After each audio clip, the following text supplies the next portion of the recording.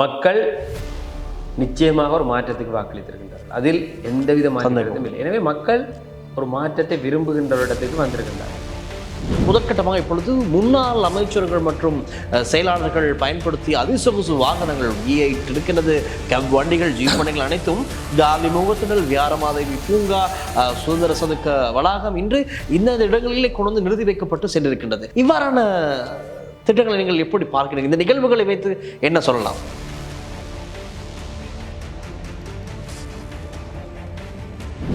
இதற்கு முன்னிருந்தால் செந்தில் தொண்டமான் திருவண்ணாமலை அல்லது ஏனைய இடங்களில் இந்த கிழக்கு மாநிலத்தில் செய்த அட்டகாசங்கள் கொஞ்சம் நகராட்சி மன்றத்தினுடைய செயலாளரை மிக மோசமாக நடத்தி இருக்கிறார் செந்தில் தொண்டமான். அதே போல ரணில் விக்ரமசிங்கே வரும்பொழுது அவரை அனுப்பி 10 கிலோ மீன் வாங்கி அனுப்பி, அதேபோல் சில இடங்களுக்கு நிதி ஒதுக்கீடுகளை செய்வதற்காக அவரை மிரட்டி இருக்கின்றார். கட்டாய நிதி ஒதுக்கீடு செய்ய வேண்டும்.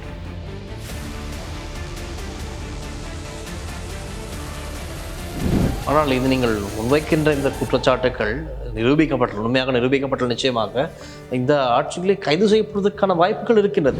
தற்போது இருக்கின்ற எதிர்கட்சி எடுத்துக்கொள்ளும் சஜித் பிரேமதாஸ் அவர்கள் 2ஆம் இடத்தை பெற்றுக்கொண்டார் ஜனாதிபதி தேர்தலிலே. அவர் எப்படியானவர்? அவருடைய நிலைப்பாடு சரியாக இருக்கின்றதா? அவருடைய எதிர்கட்சி தலைவராக இருப்பதற்கு தகுந்தவராக இருக்கின்றாரா? அவருடைய நடவடிக்கைகள் பார்க்கும்போது என்பிபியினுடைய முழுமையான தேர்தல் விஞ்ஞாபனங்கள் நாட்டினுடைய முழுமையான மாற்றத்தை குறித்து நிற்பவே அல்ல.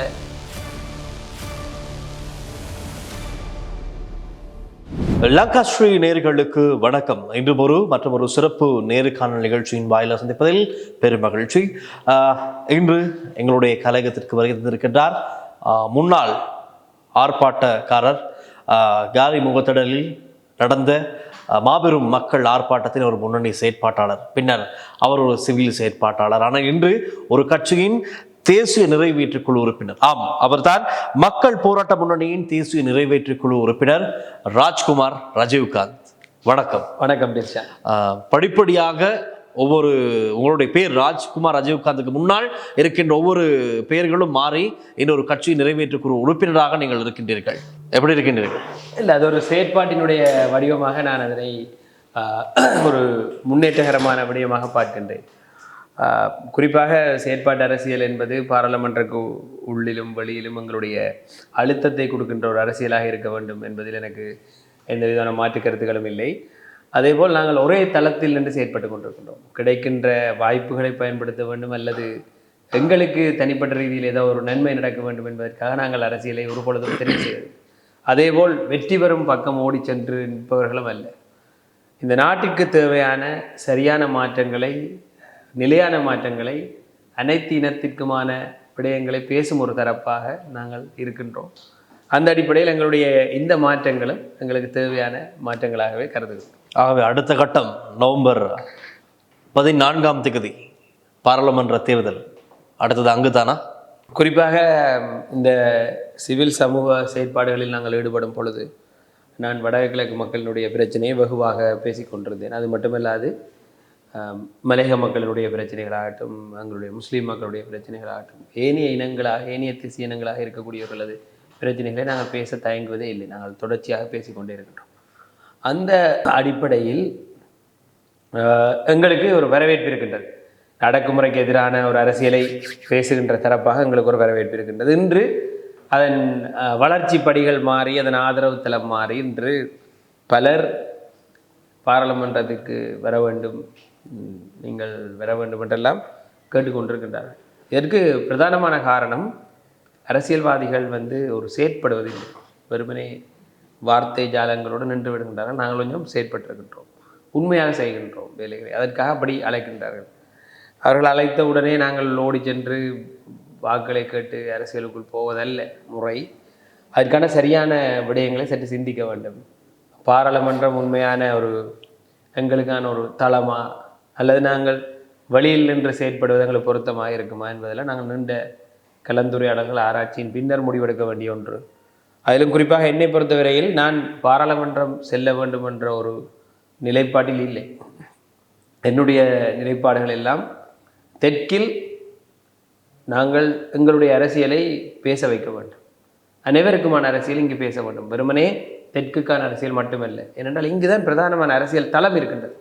எனவே இங்கு அனைவருக்குமான அரசியல் பேசப்பட வேண்டும். குறிப்பாக வடக்கு கிழக்கு மக்களினுடைய இனப்பிரச்சினை தொடர்பான விடயங்களுக்கு காத்திரமான தீர்வுகள், காத்திரமான விடயங்கள், அவர்களுக்கான ஒரு ஒத்துழைப்பு அனைத்தும் தெற்கில் இருந்து அங்கு செல்ல வேண்டும் என்பதை நாங்கள் விரும்புகின்றோம். அதற்கான ஒரு அரசியலை செய்கின்றோம் என்று வடகிழக்கில் இருக்கின்ற மக்கள், குறிப்பாக நான் திருவண்ணாமலையைச் சேர்ந்தவன், திருவண்ணாமலையில் இன்று பலர், ஒரு சிலர் அல்ல பலர், என்னை நிச்சயமாக அரசியலுக்குள், நேரடி அரசியலுக்குள், வாக்கு அரசியலுக்கு வரும்படி அழைக்கின்றார்கள்.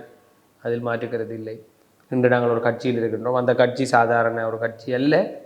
எங்களை வளர்த்தெடுத்திருக்கின்றது, எங்களுக்கு பின்னால் நிற்கின்றது, எங்களுடைய போராட்டங்களுக்கு ஒத்துழைப்பாக இருக்கின்றது. நண்பர்கள், உண்மையானவர்கள், நேர்மையானவர்கள். எனவே அவற்றை தூக்கி எறிந்து விட்டு இன்னொரு இடத்திற்கு நாங்கள் செல்லவும் முடியாது. கால சூழ்நிலைகளுக்கு ஏற்றவர் போல் நாங்கள் எங்களுடைய தீர்மானங்களை எடுப்போம். நாங்கள் இன்னும் உங்களை கலையகத்திற்கு அழைத்ததற்கு காரணம் கூட நேற்றை பொழுதுதான் புதிய அரசாங்கம் அமைந்ததிலிருந்து ராஜ்குமார் ராஜீவ்காந்தனுடைய பேர் சற்று அதிகமாக அடிப்படுகின்றது. இப்பொழுது அடுத்த பாராளுமன்ற தேர்தல் அறிவிக்கப்பட்டிருக்கின்றது நேற்றைய தினம். அதிலிருந்து இளம் சமுதாயத்தினரை மக்கள் எதிர்பார்க்கின்றார்கள், இளம் தலைமுறையினரை மக்கள் பாராளுமன்றத்திற்குள் அனுப்ப வேண்டும் என்று எதிர்பார்க்கின்றார்கள். அந்த வகையில் தமிழர்கள் சார்பில் ரஜீவும் வர வேண்டும் என்று நிறைய பதிவுகள் எனக்கு காணக்கூடியதாக இருந்து, ஆகவே நான் சிந்தித்தேன் உங்களை அழைத்து உங்களுடைய நிலைப்பாடு என்னவென்பது நாங்கள் நம்புகின்றோம்.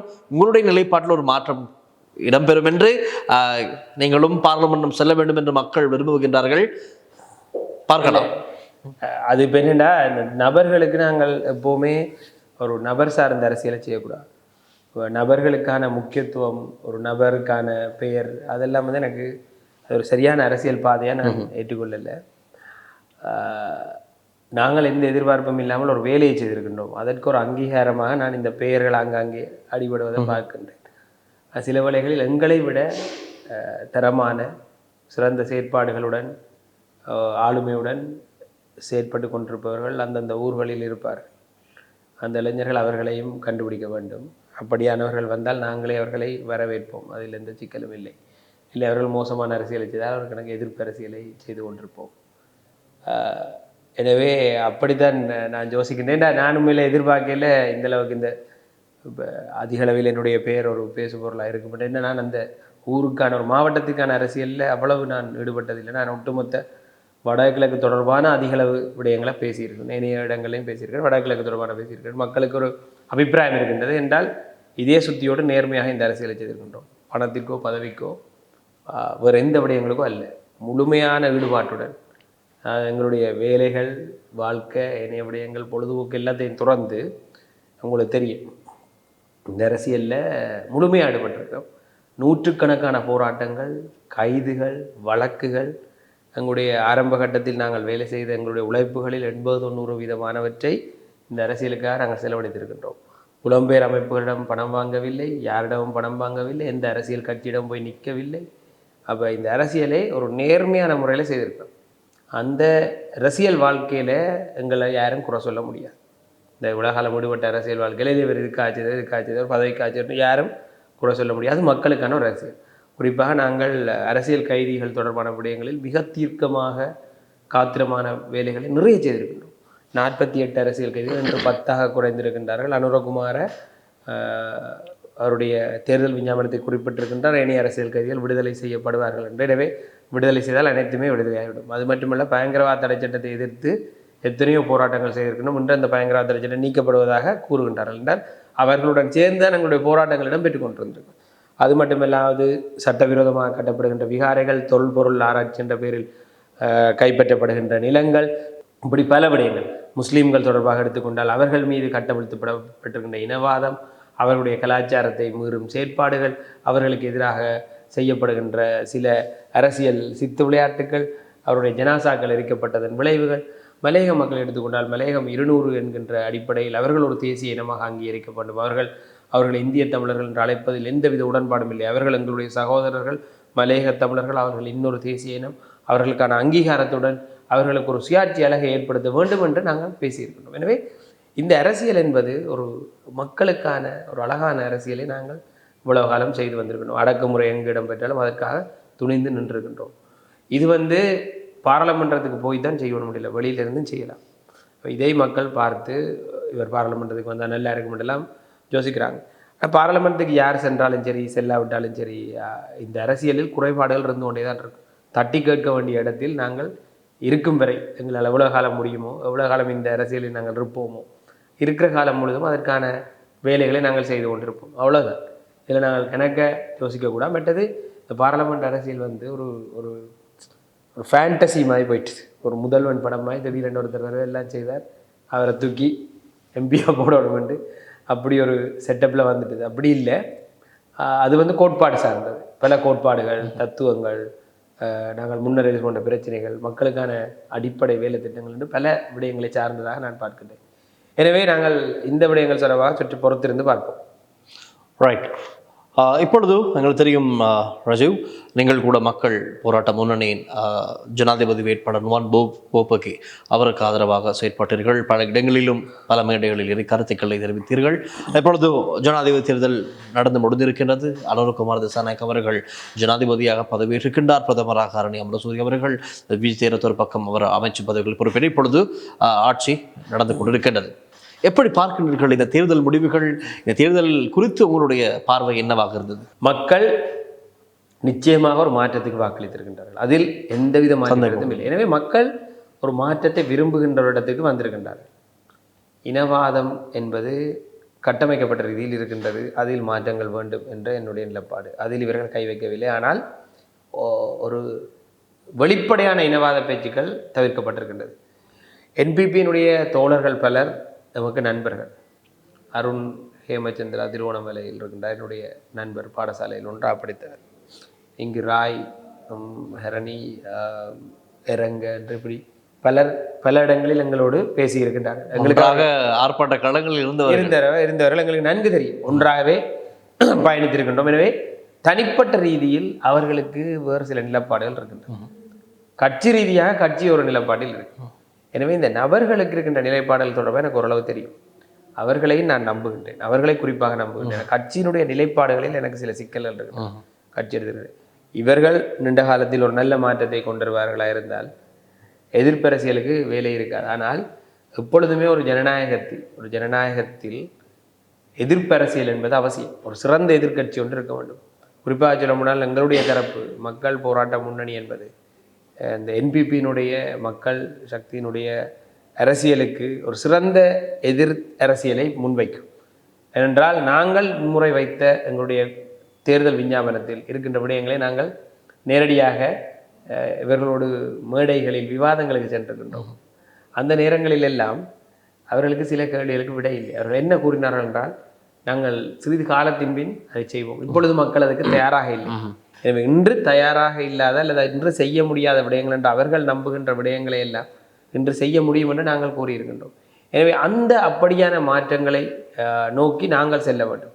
அந்த அழுத்தம் கொடுக்கின்ற ஒரு குழுவாக நாங்கள் நிச்சயமாக இருப்போம். நீங்கள் கேட்ட கேள்வி, மக்கள் ஒரு மாற்றத்தை விரும்பி இருக்கின்றார்கள், அந்த மாற்றத்தின் படிமுறைகள் நடக்குமாக இருந்தால் அது சிறப்பு. இருக்கின்ற விடயங்களுக்குள் சில நல்ல விடயங்கள் நடந்திருக்கின்றது, இல்லாமல் இல்லை, எல்லாவற்றையும் எதிர்ப்பதென்று இல்லை. ஆனால் சரியான இடத்தை நோக்கி நாங்கள் நகர வேண்டும். நாங்கள் ஜனாதிபதிக்கு எங்களுடைய முழுமையான வாழ்த்துக்களை தெரிவிக்கின்றோம். அவர் நாட்டுக்கு நலன்கரை செய்கின்ற விடயங்களுக்கு நாங்கள் ஒத்துழைப்பாக இருப்போம். அதேபோல் எங்களுடைய நாட்டு நலன் இல்லாத விடயங்கள், இனங்களுக்கு இடையிலான முரண்பாடுகளை வளர்க்கின்ற விடயங்கள் அல்லது ஏனைய விடயங்கள், முரணான விடயங்களுக்கு செல்லும் பொழுது நாங்கள் முழுமையான எதிர்ப்பை தெரிவிப்போம். எங்களுக்கு அவர்களது கொள்கைகளில் நிறைய சிக்கல்கள் இருக்கின்றது, இல்லாமல் இல்லை. அந்த விடயங்களுக்கு நாங்கள் தொடர்ச்சியான எதிர்ப்பை வெளிப்படுத்தி கொண்டே இருப்போம். மக்கள் ஏதோ ஒரு பெரிய மாற்றத்தை எதிர்பார்த்து காத்து கொண்டிருக்கின்றார்கள். அந்த மக்கள் மீது எங்களுக்கு மரியாதை இருக்கின்றது, அவ்வளவுதான். அவர்களுக்காக நாங்கள் சில காலம் பார்க்கலாம் என்ன நடக்கின்றது. ஆனால் எங்களுடைய அரசியல் நிலைப்பாடுகளை நாங்கள் தொடர்ந்து இதேபோல் கொண்டு செல்வோம். இப்பொழுது எங்களுக்கு தெரியும், ஜனாதிபதியின் பதவியேற்பு மிகவும் எளிமையான முறையில் இடம்பெற்று முடிந்தது. அதேபோல் நேற்றைய தினம் பிரதமர் அரணி அமரசூரி அவர்கள் பதவியேற்றார், மிகவும் எளிமையான முறையில் முடிந்தது. இதற்கு முன்னால் அரசாங்கங்களில் மிகவும் ஆடம்பரமாக மேலத்தாள வாத்தியங்களுடன் வேறு வேறு இடங்களிலே பெரிய ஒரு பெருந்திரளான மக்களை கொண்டு தான் நடத்தப்பட்டது. ஆனால் இன்று நாங்களுக்கு ஒரு பெரிய மாற்றத்தை அதில் காணக்கூடாது. அதே போல் முதற்கட்டமாக இப்பொழுது முன்னாள் அமைச்சர்கள் மற்றும் செயலாளர்கள் பயன்படுத்திய அதிசொகுசு வாகனங்கள் V8 இருக்கின்றது, கேப் வண்டிகள், ஜீப் வண்டிகள் அனைத்தும் காலி முகத்துடல், வியாரமாதேவி பூங்கா, சுதந்திர சதுக்க வளாகம் இன்று இந்த இடங்களிலே கொண்டு வந்து நிறுத்தி வைக்கப்பட்டு சென்றிருக்கின்றது. ஜனாதிபதியின் பணிப்புரையின் கீழ் தான். ஆனால் இன்னும் சில வாகனங்கள் மாயமாகி இருக்கின்றன. அது தொடர்பாகவும் பல கருத்துக்கள் இருக்கிறது. இவ்வாறான திட்டங்களை நீங்கள் எப்படி பார்க்கிறீங்க? இந்த நிகழ்வுகளை வைத்து என்ன சொல்லலாம்? இந்த நிகழ்வுகளை வைத்து நீங்கள் எதையும் எடை போட முடியாது. அவர்களுடைய சில ஹரணி அமிர்தங்கவை பிரதமராக போட்டது உண்மையிலே பெண்களுக்கு கொடுக்கின்ற ஒரு பெரிய மரியாதை நான் பார்க்கின்றேன். ஏனென்றால் பட்டாரநாயக்க பரம்பரையை சேர்ந்தவர்களால் 2 பெண்கள் இருந்திருக்கின்றார்கள். முதன்முறையாக ஒரு நடுத்தர வர்க்கத்தில் இருந்து நல்ல படித்த பண்பான ஒருவர், நல்ல அரசியலை கொண்டொருவர் வந்திருக்கின்றார். அவரை அந்த விடயத்தை நாங்கள் பாராட்டியாக வேண்டும். மறுமுனையில் இப்படியான இந்த ஸ்டண்ட்ஸ் அதை செய்து இந்த மக்களுக்கு ஒரு இதை காட்டுற அலுவல் வந்து ஒரு பாரிய அரசியலாக நீங்கள் காட்டக்கூடாது. ஏண்டா பிரமாண்டமான அரசியல் வந்து எப்படி என்றா அடித்தட்டில் இருக்கின்ற மாற்றங்கள், இங்கு அடிப்படையாக செய்ய வேண்டிய மாற்றங்கள், அரசியல் அமைப்பிலிருந்து செய்ய வேண்டிய மாற்றங்கள், இங்கு வறுமைப்பட்டிருக்கின்ற சமூகங்களை முன்னேற்றுவதற்காக செய்யப்பட வேண்டிய திட்டங்கள், இது ஒரு சமூக நலன் சார்ந்த ஒரு தேசமாக மாற்றுவதற்கான செய்ய வேண்டிய அடிப்படைகள், ஏற்றுமதி இறக்குமதிகளில் நாங்கள் செய்ய வேண்டிய மாற்றங்கள், எங்களுடைய டாலர் வருமானத்தை ஈட்டுவதற்கான அடிப்படை திட்டங்கள், IMF-இலிருந்து வெளியேற வேண்டிய அந்த கட்டாயம், வரி விதிப்பில் ஏற்படக்கூடிய மாற்றங்கள் என்று இந்த மாற்றங்கள் தான் மக்களுடைய வாழ்க்கை தரத்தை உயர்த்தும். இந்த வாகனங்களை கொண்டு வந்து விடுவதல்ல. இது எப்படி என்றால் இது சிலவிட பார்ப்பதற்கு பிரமாண்டமாக இருக்கும், ஆனால் பிரமாண்டமான மாற்றம் கேட்டால் இல்லை. எனவே நீங்கள் அந்த பிரமாண்டங்கள் என்பது என்னென்றால் இந்த நாட்டு மக்களினுடைய வாழ்க்கை தரத்தில் பாரிய ஒரு மாற்றத்தை ஏற்படுத்துகின்ற விடயம் வந்து ஒரு பிரமாண்டமான அரசியல் மாற்றமாக கருத வேண்டுமே ஒழிய இந்த விடயங்களே அல்ல. அதேபோல் அவர்கள் எடுத்திருக்கின்ற அமைச்சுகளாகட்டும், அவர்கள் நியமித்திருக்கின்றவர்களாகட்டும், உண்மையில் அந்த விடயங்கள் எல்லாம் இப்பொழுது ஆளுநர் நியமனங்கள் இடம்பெற்றது இந்த காலை கிழக்கிலும் சரி வடக்கிலும் சரி, அவர்களை பற்றி சற்று கிழக்கு மாகாண ஆளுநர் வந்து ஒரு முன்னாள் ஒரு ப்ரொஃபஸர் விசி, மிகவும் ஒரு படித்த ஒரு மனிதராக இருக்கின்றார். 3 மொழிகளின் தேர்ச்சியுடையவர் என்று சில நண்பர்கள் குறிப்பிட்டிருந்தார்கள். இதற்கு முன்னிருந்த ஆளுநர் செந்தில் தொண்டமான் திருவோணமலை அல்லது இணைய இடங்களில் அந்த கிழக்கு மாகாணத்தில் செய்த அட்டகாசங்கள் கொஞ்சம் நெஞ்சமில்லை. தன்னுடைய சுயநலனுக்காக தன்னுடைய தானொரு ஹீரோவாக காட்டுவதற்காக அங்கு இந்தியாவிலிருந்து வரவழைக்கப்பட்ட விடயங்களை எல்லாம் தொடர்ச்சியாக செய்து கொண்டிருந்தார். எங்கள் நாட்டிற்கும் எங்களுக்கும் என்று பண்பாடுகள் கலாச்சாரங்கள் நான் இங்கே எவ்வளோ செய்யலாம், அது எல்லாத்தையும் விட்டு அதை செய்து கொண்டது. அது மட்டும் இல்லாது கோயில்களில் அதிகளவான தலையீடுகள், சில கோயில்களை தான் கைப்பற்றுவதற்கான முனைப்புகள், ஒரு சில கோயில்களை தன்னை பேர் எழுதியிருப்பதாக சிலர் குற்றஞ்சாட்டி இருக்கின்றார்கள், அதை ஆராய வேண்டும். அதேபோல் ஊழல் விடயங்களில் பல குற்றச்சாட்டுகளை முன்வைத்திருக்கின்றார்கள். அடுத்தது நகராட்சி மன்றத்தினுடைய செயலாளரை மிக மோசமாக நடத்தி இருக்கின்றார் செந்தில் தொண்டமான். திருவோணமலை நகராட்சி மன்றத்தினுடைய செயலாளர் ராஜசேகரன் என்கின்ற நபரை மிக மோசமாக நடத்தியிருக்கின்றார். அதில் குறிப்பாக பார்த்தீர்கள் என்றால் தனது வீட்டினுடைய நாய்க்கு இறைச்சி வாங்க சொல்லி அனுப்பியிருக்கின்றார். ரைட். அதே போல் ரணில் விக்ரமசிங்கே வரும்பொழுது அவரை அனுப்பி 10 கிலோ மீன் வாங்கி அனுப்பியிருக்கார். அதேபோல் சில இடங்களுக்கு நிதி ஒதுக்கீடுகளை செய்வதற்காக அவரை மிரட்டி இருக்கின்றார், கட்டாய நிதி ஒதுக்கீடு செய்ய வேண்டும் என்று. அதேபோல் இன்னும் பல விடயங்களில் நகராட்சி மன்றத்தினுடைய நிதிகளை வலுக்கட்டாயமாக ஒதுக்கல் செய்திருக்கின்றார். இது தொடர்பாக ஏற்கனவே அந்த மாவட்டத்தில் இருக்கக்கூடிய JVP-யினுடைய ஒரு நபர் இருக்கின்றார், அருண் ஹேமச்சந்திரா, அவரிடம் முறைப்பாடுகள் இருக்கின்றது. நானும் சில முறைப்பாடுகளை வைத்திருக்கின்றேன். இருவரும் சில விடயங்களை பரிமாறி இருந்தோம். இந்த விடயங்களை அவர் என்ற ஒரு சிறந்த இடத்தில் இருப்பதால் இந்த முறைப்பாடுகளை அடுத்த இடத்துக்கு எடுத்து செல்ல வேண்டும். அந்த நகராட்சி மன்றத்தினுடைய செயலாளருக்குரிய அவருடைய பதவி பறிக்கப்பட்டது, அவர் வேறு இடத்துக்கு மாற்றப்பட்டிருக்கின்றார். அவருக்கு ஏற்பட்ட இந்த துன்பம், அவருக்கு எதிராக இன்று சில நடவடிக்கைகளை மேற்கொள்வதற்கு செந்தில் தொண்டமானால் அதிகார துஷ்பிரயோகத்தின் மூலம் எடுக்கப்பட்ட நடவடிக்கைகள் எல்லாம் நீக்கப்பட வேண்டும். இவற்றையெல்லாம் நாங்கள் இப்போ இருக்கின்ற ஆளுநருக்கு தெரிவிக்க வேண்டிய கட்டாயம் இருக்கின்றது. அதனை அந்த கட்சியைச் சேர்ந்தவர்களும் சொல்லுவார்கள் என்று அவர்களும் அங்கு பாதிக்கப்பட்டிருக்கின்றார்கள். ஆனால் இது நீங்கள் முன்வைக்கின்ற இந்த குற்றச்சாட்டுகள் உண்மையாக நிரூபிக்கப்பட்ட நிச்சயமாக இந்த ஆட்சிகளை கைது செய்யப்படுவதற்கான வாய்ப்புகள் இருக்கின்றது. நிச்சயமாக நாங்கள் குற்றச்சாட்டுகளை கண்மூடித்தனமாக வைக்கவில்லை. அந்த பாதிக்கப்பட்ட நபர்கள் வீடு தேடி வந்து இந்த குற்றச்சாட்டுகளை கண்ணீர் மல்க தெரிவித்திருக்கின்றார்கள், மிகவும் கவலையோடு தெரிவித்திருக்கின்றார்கள். மிகப்பெரிய அதிகார துஷ்பிரயோகங்கள் எல்லாம் இடம்பெற்றிருக்கின்றது. அவர் நேரடியாக கூறியதை நான் உங்களுக்கு கூறுவேன். ஏனென்றால் எங்களுக்கு தனிப்பட்ட ரீதியில் ஒரு சிக்கலும் இல்லை. ஆனால் ஒரு அதிகார தரப்பு எப்படி எங்களுடைய மக்களை அங்கே போட்டு வதைத்திருக்கின்றது என்பதை தான் நாங்கள் பார்க்கின்றோம். அதுபோல் கோவில் விவகாரங்களில் தேவையற்ற தலையீடுகள் இவையெல்லாம் நடந்திருக்கின்றது. ஸோ இதை எல்லாத்தையும் தான் பார்த்துட்டு நாங்கள் இப்போ இருக்கின்ற ஆளுநர் வந்து இதை எல்லாவற்றிலையும் விட ஒரு முன்னேற்றகரமான விடயமாக நான் பார்க்கிறேன். ஆனால் ஆளுநருடைய அதிகாரத்தை நான் ஒருபொழுதும் ஏற்றுக்கொள்ள மாட்டேன். அந்த பிரதேசங்களுக்கு நீங்கள் மக்களினுடைய அதிகாரம் தான் நாங்கள் வேலை செய்ய வேண்டும், ஆளுநருடைய அதிகாரம் அல்ல. அந்த விடயத்தை ஆளுநர் என்ற தரப்பையே நாங்கள் முற்றாக நிராகரிக்கின்றோம். ஆனால் செயற்பாட்டு ரீதியாக கடந்த ஆளுநர் எங்களுக்கு செய்தவற்றை விட இந்த ஆளுநர் பரவாயில்லை என்ற இடத்திற்கு வந்தாலும் அரசியல் ரீதியாக நாங்கள் ஆளுநரை ஏற்கப் போவதில்லை. ஆகவே ராஜீவ் எங்களோட நிறைய விடயங்களை தொடர்ந்தும் பேசிக் கொண்டிருக்கிறார். ராஜீவ், இப்பொழுது சமகால அரசியல் நிலவரங்கள் பற்றி பேசிக் கொண்டிருக்கிறோம். இந்த நிலையில் இப்பொழுது நவம்பர் 14ஆம் தேதி பாராளுமன்ற தேர்தல். அதற்கு தெரியும், மக்கள் இந்த ஜனாதிபதி தேர்தலில் ஒரு பாரிய மாற்றத்தை செய்திருக்கின்றார்கள். தலைவர்கள் அனைவரும் பின்தங்கிவிட்டார்கள். ஒரு புதிய கட்சி, அதாவது பழைய கட்சியாக இருந்தாலும் ஒரு மாற்றத்தை கொண்டு வந்திருக்கிறார்கள். இந்த நிலையில் அடுத்த பாராளுமன்ற தேர்தலில் எப்படியுமே இந்த கட்சி பிரதான கட்சிகளில் வேட்பாளர்கள் நிற்கத்தான் போகின்றார்கள். ஆனால் முன்னாள் ஜனாதிபதி ரணில் விக்ரமசிங்கே கூறிவிட்டார், நான் இனி தேர்தலுக்கு வரமாட்டேன் என்று. அவரை தவிர்த்து ஏனையவர்கள் எப்படியும் அந்த முகங்கள் வரத்தான் போகின்றது. மக்களுக்கு எப்படியான ஒரு பொறுப்பு இருக்கின்றது அடுத்த பாராளுமன்ற தேர்தல்? அவர்களுடைய தெரிவு எவ்வாறாக இருக்க வேண்டும் என்று நீங்கள் கருதுகின்றீர்கள்? மீண்டும் அதே பழைய முகங்கள் வந்தால் இந்த ஆட்சிக்கு ஒரு பிரச்சனையாக இருக்கக்கூடிய வாய்ப்புகள் இருக்கிறது. அதை பற்றி உங்களுடைய கருத்து? வெறுமனே தென்னிலங்கையில் மட்டுமல்ல, மலையகம், முஸ்லீம் மக்கள், வடகிழக்கு தமிழ் மக்கள் போன்ற அனைவருமே இந்த பழைய முகங்களை அகற்ற வேண்டிய தேவை இருக்கின்றது. உங்களுக்கு நன்றாக தெரியும், அவர்கள் அதிகாரத்தின் பின் வால் பிடிக்கின்றவர்கள், கொள்கை கோட்பாடுடன் நின்றவர்கள் அல்ல. இன்று ஒரு பேச்சு, நாளை ஒரு பேச்சு, அந்த கட்சியிலிருந்து இந்த கட்சிக்கு ஓடுவது, இந்த கட்சியிலிருந்து அந்த கட்சிக்கு ஓடுவது, பதவிகளை கண்டு மாறுவது, செயற்பாடற்ற நிலை, இப்படியெல்லாம் இந்த முதியவர் கூட்டம் இப்படித்தான் இந்த அரசியலை நடத்தி கொண்டிருக்கிறது. அல்லது பழையவர்கள், குறிப்பாக தென்னிலங்கையை பொறுத்தவரையில் மொட்டு கட்சியிலிருந்து போனவர்கள் எவ்வளவு பெரிய ஊழல்வாதிகள் என்று நன்கு தெரியும். ரணில் விக்ரமசிங்கே அவர்களுக்கு அடைக்கலம் கொடுத்து வைத்திருந்தார். அதையெல்லாம் மீறி அவர்களை இந்த அதிகார பரப்பிலிருந்து அவர்களை அகற்ற வேண்டிய பொறுப்பு மக்களுக்கு இருக்கிறது. மக்களுக்கு நாங்கள் சொல்லக்கூடிய விடயம் என்னவென்றால், புதிய தரமான சரியான நபர்களை பாராளுமன்றத்துக்கு அனுப்புங்கள். ஏனென்றால் பாராளுமன்றம் என்பது மக்களினுடைய இறைமை, மக்களினுடைய அதிகாரம் நிரம்பிய ஒரு இடம்.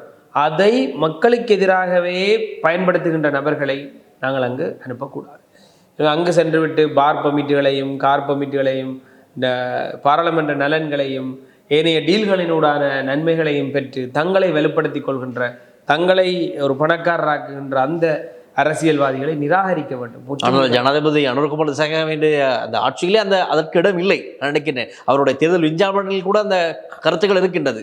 அவர்கள் ஊழலுக்கு எதிரான ஒரு ஆட்சியை நடத்துவதற்கான அடிப்படையை தொடர்ச்சியாக முன்வைத்துக் கொண்டிருக்கின்றனர். மக்களுக்கு அந்த எதிர்பார்ப்பு இருக்கின்றது. எனவே அவர்களை பொறுத்தவரையில் அவர்களிடம் நாங்கள் நேற்று வந்த கோரிக்கை வைத்திருந்தோம்.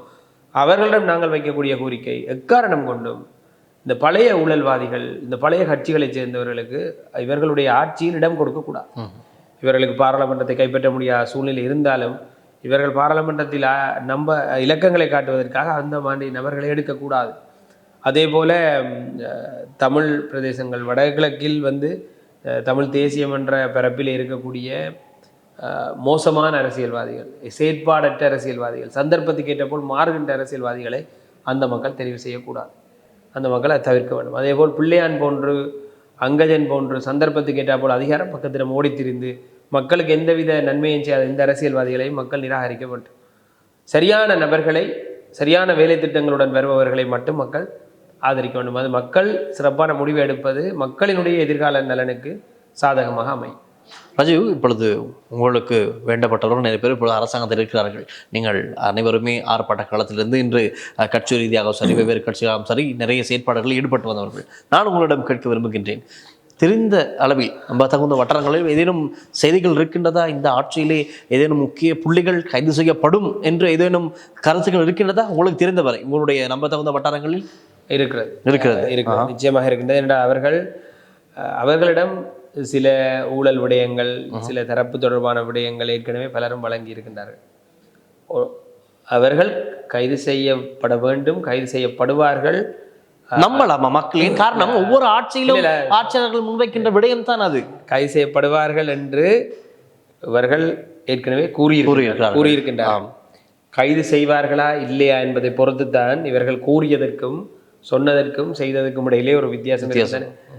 ஒரு பிரச்சனை இருக்கின்றது என்னென்றால், எல்லோருமே இந்த அதிகாரத்திற்கு வந்த பிறகு அந்த சொன்னதிலிருந்து மாறிவிடுவார்கள் என்ற சிந்தனை மக்களிடம் அப்படி இருக்கின்றது. இப்பொழுது ஒரு மன்னிக்க வேண்டும் இடையில் ஒரு காணொலி பார்க்க எடுத்தது. வேட்புமனு தாக்கல் செய்யும் போது நாமல் ராஜபக்ஷ இருக்கின்றார், அனுரகுமார் திசாநாயக்க அவர்கள் கைலாக கொடுத்துக் கொள்கிறார்கள். அப்போ இந்த விடயம் பேசப்படுதாம், அவர்கள் அனைவரும் நண்பர்கள், அவர்கள் ஏக்குமை ஆளுவோம் அல்லி என்று மீன்கள் இளைஞர்கள் பகிர்கின்றார்கள். அது எங்களுக்கு எப்படி தெரியாது. ஆனால் இப்படி இருக்கும் நிலையில் கைதுகள் நடப்பதற்கான வாய்ப்புகள் இருக்கிறதா? கைதுகள் நடக்க வேண்டும். இவர்கள் அதிகாரத்தை கைப்பற்றுவதற்காக கைதுகளை செய்யாமல் உண்மையான முறையில் என்ற பல மோசமான அரசியல்வாதிகள், இந்த நாட்டை பொருளாதார ரீதியாக மோசமாக கொண்டு சென்றவர்கள், பொருளாதார குற்றவாளிகள், ஊழல் குற்றவாளிகள் எல்லாம் அனுரகுமார திசாநாயக்கவுக்கு நன்கு தெரியும். அவர் வெளிப்படுத்தி இருக்கின்றார். தன்னிடம் ஃபைல்கள் நிரம்பி இருப்பதாக கூறியிருக்கின்றார். எனவே மக்களுக்கு இருக்கின்ற பிரதான எதிர்பார்ப்பே அதுதான், சிங்கள மக்களை பொறுத்தவரை. ஏன்னா அந்த எதிர்பார்ப்பை இவர்கள் பூர்த்தி செய்ய மாட்டோம். அதற்கு அழுத்தம் கொடுக்கின்ற ஒரு குழுவாக நாங்கள் இருப்போம். சொல்லிட்டு செய்யாடி நாங்கள் அதை சுட்டி காட்டுகின்ற ஒரு குழுவாக இருப்போம். ஆனால் சில வேளையில் ஒரு பாரிய கைதுகள் இதுகள் நடக்குமான்னு எனக்கு தெரியலை. ஆனால் பயம் இருக்கின்றது மேனியவர்களுக்கு. அவர்கள் ஏதாவது ஓடி இருக்கிறார்கள், கொஞ்சம் பேர் நாட்டை விட்டு ஓடுறதுக்கான முயற்சியும் செய்கின்றார்கள். எனவே இந்த கைதும் தண்டனையும் எதிர்காலத்தில் மக்களினுடைய பணத்தில் சொகுசு வாழ்க்கை வாழ நினைப்பவர்களுக்கு ஒரு சரியான பாடமாக அமையும். நானும் இந்த கைதுகளை எதிர்பார்த்து காத்திருக்கின்றேன். கைது செய்யப்பட வேண்டும், ஊழல்வாதிகள் கைது செய்யப்பட வேண்டும், அதில் எந்த மாற்று கருத்தும் கிடையாது. இப்பொழுது உங்களுடைய இந்த மக்கள் ஆர்ப்பாட்டங்கள் அந்த கட்சியின் அடுத்த கட்ட நகர்வுகள் என்னவாக இருக்க போகின்றது? மக்கள் போராட்ட முன்னணியை பொறுத்தவரையில் அவர்கள் ஒரு சிறந்த கொள்கையோடு இருக்கின்ற ஒரு சிறப்பான கட்சி. மக்கள் போராட்ட முன்னணியின் அடுத்த கட்ட நடவடிக்கை பாராளுமன்ற தேர்தலில் செல்வது. பாராளுமன்ற தேர்தலில் அனைத்து இடங்களிலும் அவர்கள் போட்டியிடுவார்கள். அதற்கு நாங்கள் எங்களுடைய ஒத்துழைப்பை வழங்குவோம். அவர்கள் போட்டியிடுவார்கள். அதில் இருவராவது பாராளுமன்றத்துக்கு செல்ல வேண்டும், அல்லது இன்னும் பலர் செல்ல வேண்டும். அந்த ஆணையை மக்கள் வழங்க வேண்டும். ஏனென்றால் இருக்கின்ற ஜேபி அல்லது என்பிபியினுடைய இந்த ஆட்சிக்கு மிகச்சரியானதொரு எதிர்த்தரப்பாக எங்களுடைய கட்சி நபர்கள் தோழர்கள் இருப்பார்கள். அவர்களுடைய கொள்கைகள், அவர்களுடைய இதய சுத்தியான அரசியல், நேர்மையான அந்த தன்மை, அவர்கள் தொடர்ச்சியாக அரசியல் பேசுகின்ற அந்த விதம், அவர்களுக்கு இருக்கின்ற அரசியல் தெளிவு என்பவை இந்த நாட்டை இன்னும் சீர்படுத்த உதவும். என்பிபியினுடைய முழுமையான தேர்தல் விஞ்ஞாபனங்கள் நாட்டினுடைய முழுமையான மாற்றத்தை குறித்து நிற்பவே அல்ல. எனவே அந்த முழுமையான மாற்றத்திற்கான அடித்தளங்களோடு இன்னொரு தரப்பு வரும். அந்த தரப்பு எதிர்த்தரப்பாக அமைய வேண்டும். அந்த வகையில் இப்போ எங்களுடைய சிந்தனை அப்படிப்பட்டதான். இந்த ஆட்சிக்கான சரியான எதிர்த்தரப்பாக மக்கள் போராட்ட முன்னணி வர வேண்டும் என்கின்ற ஒரு கொள்கையோடு அவர்கள் பாராளுமன்ற தேர்தல் களத்தில் குதிப்பார்கள். எங்களுடைய வளமையான செயற்பாடுகள் ஒரு பக்கத்தில் சென்று கொண்டிருக்கும், மக்கள் பேரவையினுடைய செயற்பாடு இன்னொரு பக்கத்தில் சென்று கொண்டிருக்கும், அதேபோல் கட்சி ரீதியான அரசியல் இன்னொரு பக்கத்தில் சென்று கொண்டிருக்கும். இப்பொழுது நீங்கள் கூறுவது போல் கட்டாயமாக ஒரு அரசாங்கத்திற்கு ஒரு எதிர்க்கட்சி, நிச்சயமாக ஒரு பலமான எதிர்க்கட்சி இருக்க வேண்டும். தற்போது இருக்கின்ற எதிர்க்கட்சி எடுத்துக்கொள்ளும் சஜித் பிரேமதாஸ் அவர்கள் 2ஆம் இடத்தை பெற்றுக்கொண்டார் ஜனாதிபதி தேர்தலிலே. அவர் எப்படியானவர்? அவருடைய நிலைப்பாடு சரியாக இருக்கிறதா? அவர் ஒரு எதிர்க்கட்சி தலைவராக இருப்பதற்கு தகுந்தவராக இருக்கின்றாரா? அவர் நடவடிக்கைகள் பார்க்கும்போது சஜித், ரணில், மஹிந்த ராஜபக்ச போன்றவர்கள் எப்படிப்பட்டவர்கள் என்றால், அவர்களிடம் 3 பேரிடம் ஒரு ஒத்த தன்மை இருக்கின்றது. இந்த பலத்தை கைப்பற்றுவதற்காக யாரையும் இணைத்துக் கொள்வது. அவர்கள் என்ன கொள்கையோடு இருந்தாலும் சரி, அவர்கள் முற்றுமுழுதாக ஒரு விரோதமான கொள்கையில் இருந்தாலும் சரி, அவர்களை தங்களோடு இணைச்சு வாக்குகளை பெற்றுக்கொள்றோம். இந்த அரசியல் ஒரு மோசமான அரசியல். இதைத்தான் சஜித் பிரேமதாசன் தொடர்ச்சியாக செய்து வந்தார். முறை அவர் இணைத்த நபர்கள் எல்லாம் பாடு மோசமான தோல்விக்கு கூட அது ஒரு பெரிய காரணமாக இருக்கலாம். உண்மை. அவர் அடுத்த சஜித் தனக்கு கிடைத்த வாய்ப்புகளை எதையும் சரியாக பயன்படுத்தவில்லை. சஜித் தன்னை ஒரு ஆளுமையான தலைவராக காட்டுவதற்கு தவறி இருக்கின்றார். அறகலைக்கு பின்னர் அவருக்கு தான் கதவுகள் திறந்திருந்தது. அந்த நேரமே அவர் சில பொறுப்புகளை எடுத்திருக்க வேண்டும். அவர் சிலவற்றை முன்கொண்டு சென்றிருக்க வேண்டும். இன்னும் ஆளுமையாக இந்த மக்களுக்கான ஒரு சரியான எதிர்க்கட்சியாக அவர் இயங்கி இருக்க வேண்டும். அந்த இடத்தை தான் அனுரகுமார திசாநாயக்க பயன்படுத்தினார். அனுரகுமார திசாநாயக்க பயன்படுத்திய இடத்தை சஜித் பயன்படுத்த தவறி இருக்கிறார். எனவே சஜித்தினுடைய ஆளுமை குறைபாடு, ஒரு கொள்கையின் கீழ் நிற்காத தன்மை, துணிந்து தனது கொள்கைகள் இதுதான் என்று மக்களிடம் சென்று கூற விரும்பாத அந்த தன்மை, கூட்டணி கட்சிகள் மேலும் பிரமுகர்கள் மேலும் வைத்த நம்பிக்கையை கொள்கையின் மீது வைக்காத தன்மைகள் தான் சஜித் அவர்களை ஒரு தோல்வியடைந்த தலைவராக இந்த நாட்டிற்கு அடையாளம் காட்டியிருக்கின்றனர். ஆகவே இதுவரை நாங்கள் எங்களோடு இணைந்திருந்தார் ராஜ்குமார் ராஜீவ்காந்த். எங்களுக்கு தெரியும், தொடர்ந்து அரசியல் ரீதியாக தமிழ் மக்களுடைய பிரச்சனைகள், மலைய மக்களுடைய பிரச்சனைகள், ஒட்டுமொத்த தமிழர்கள் சார்பாகவும் குரல் கொடுத்து வரும் ஒருவர். அடுத்ததாக தொடர்ந்தும் அவர் பாராளுமன்ற தேர்தல் வரை தன்னுடைய கட்சி சார்பில் அவர்களுடைய பிரதான வேட்பாளர்களுக்காக ஆதரவாக செயற்படுத்தான் இருப்பதாக கூறியிருந்தார்கள். இது மாத்திரமல்ல, இன்னும் பல நேர்காணல்கள் நாங்கள் செய்யத்தான் இருக்கின்றோம். தொடர்ந்தும் பேசலாம். ஆகவே இணைந்திருந்து எங்களுடைய கேள்விகளுக்கு விரிவான பதில்களை வழங்கிய ராஜீவுக்கு எங்களுடைய நன்றிகள். நன்றி டில்ஷான். குறிப்பாக நாங்கள் பல்வேறு இடங்களில் அரசியல் கள செயற்பாடுகள் ஆகட்டும், தேர்தல் ஆகட்டும், இப்பொழுது ஜனாதிபதி தேர்தல் முடிந்த கலைப்போடு இப்போ நீங்கள் பாராளுமன்ற தேர்தலுக்கு தயாராக இருக்கின்றீர்கள். தொடர்ச்சியாக உங்களுடைய செயற்பாடுகளுக்கும் எங்களை அழைப்பதற்கும் நேரங்கள் தருவதற்கும் ஒரு ஊடகமன்ற ரீதியில் மிக பொறுப்புடன் செயற்படுகின்ற உங்களுடைய விடயங்களுக்கும் வாழ்த்துக்களும் நன்றிகளும். நன்றி. அவை தொடர்ந்தும் லங்கா ஸ்ரீயுடன் எழுதினர்கள் போன்று இன்னும் பல அரசியல் பிரமுகர்கள், முக்கியஸ்தர்கள், அமைப்பாளர்கள், கட்சி தலைவர்கள், யாருடனும் பேச நாங்கள் தயார். நீங்களும் வந்து எங்களுடைய கழகத்தில் இவ்வாறான அரசியல் நிகழ்வுகளில் கலந்து கொள்ள முடியும். இதே போன்று இன்னும் பல அரசியல் நிகழ்ச்சிகளை நீங்களும் பார்க்க முடியும். தொடர்ந்தும் லங்காஸ்டுடன் நீங்கள் லங்கா செய்திகளுக்காக ஒளிப்பதிவாளர் விஜயுடன் நான் டில்ஷான் வின்சன். நன்றி, வணக்கம்.